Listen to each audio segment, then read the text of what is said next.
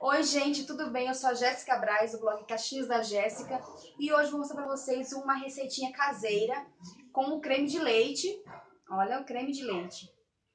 Essa receitinha caseira eu gosto bastante porque ela é uma nutrição praticamente no cabelo.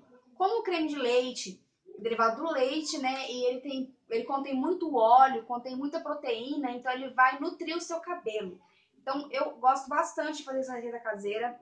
É só você colocar 2 colheres do seu creme de leite. Pode ser qualquer creme de leite, esse aqui é o de caixinha, que eu comprei no mercado, olha.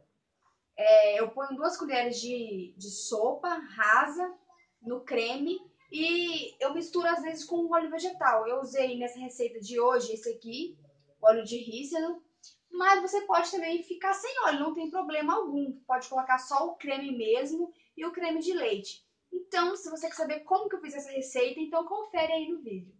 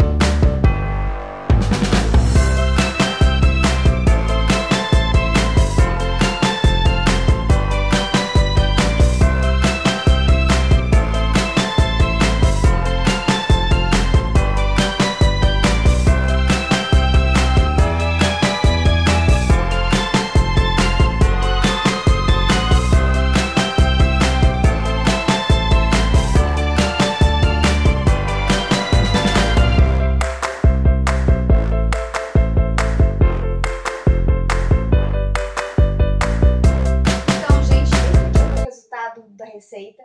O cabelo já tá bem, olha, bem sedoso, tá vendo? Fica bem brilhoso. Eu gosto bastante porque os cachos ficam bem definidos, fica o cabelo bastante nutrido mesmo, fica bem brilhoso. Quando você lava, você sente uma leveza no cabelo. Então, essa receita de creme de leite, se você gostou, faz um teste na sua casa. E lembrando que é todo cabelo que gosta de receita caseira, que gosta desse tipo de receita. Às vezes o cabelo dá melhor com outra receita, por exemplo, de maisena, de só com açúcar. Então isso varia muito de cabelo para cabelo. O meu cabelo gosta muito dessa receita.